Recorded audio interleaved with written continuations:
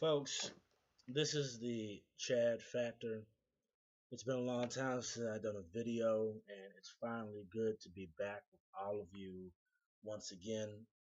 I've been busy doing schoolwork, busy trying to get my classes and everything in order, and I'm still in school. I'm gonna be there for about another year and a half, so I'm just trying to get through that and just get through my associate's degree. But I wanted to talk about it's been very, very late for my response about this, but I want to talk about this Las Vegas shooting.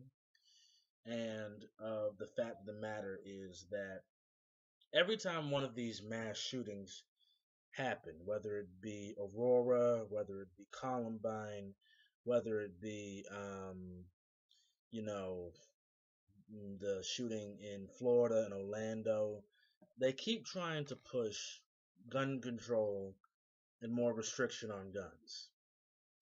And what gets me annoyed by this is the very fact of the matter is that when your government has been proven to be poisoning you, killing you, trying to come after you, and they have atomic bombs, heat seeking missiles, fighter jets, and every assembly available weaponry, why can't you have a Second Amendment or have a well-regulated militia to defend itself? Because there are ways to defend yourself against the federal government, even having just regular weapons. But that's a topic for a different discussion. But every time something like this happens, they always want to preach to you about gun control.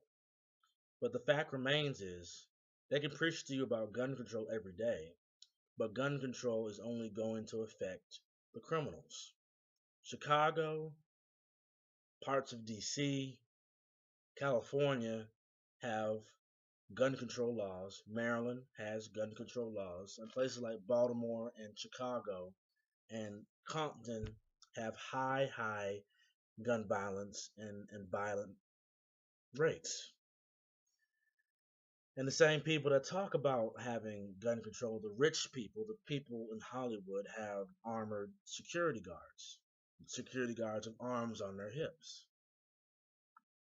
So they can keep preaching to you about gun control, but they're not practicing what they're preaching. Why can't they get rid of their security guards or armed security guards if they really believe in the foundation of gun control? Because what I keep trying to tell you is this: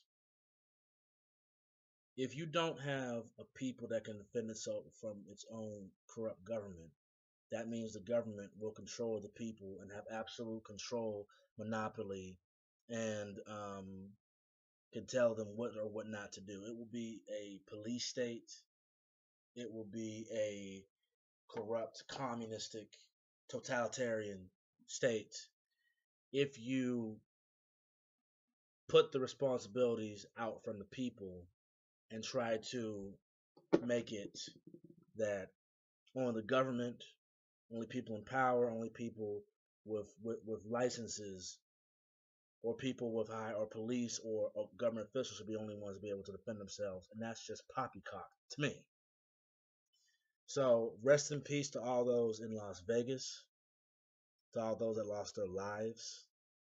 But people need to stop preaching this game that if there's more gun laws, that things are just going to change and that things are just going to be, peaches and cream and little ponies and things running around the place, okay? I mean, we already have gun control laws and things are still happening. Things are still going around. So, come on, people. And it's just that, like I said, I'm also a conspiracy theorist. I'm really getting tired of the fact, and false flag does not necessarily mean that things don't happen, but it means that there's some interference and some government interference within this to make certain things happen. Okay, because a lot of people are saying in that Las Vegas shooting there were more than 4 or 5 more people actually shooting at the actual place. That there were more people shooting, that one person couldn't have picked up all those high-powered guns. So because every single time a shooting like this happens, whether it be Dylan Roof, whether it be the Ward shooting, whether it be Columbine, Virginia Tech, every single time. Well, Columbine wasn't a false flag, so I'll correct myself on that. But every single time something like this happens, gun control, gun control. So this is my little 2 cents on the matter. I wanted to talk about this quickly. People need to stop drinking the victimhood, gun-free Kool-Aid. Okay, we need the Second Amendment. We need all the Bill of Rights, but we definitely need the Second Amendment to defend ourselves against a corrupt government. We need our free speech. We need freedom of due process.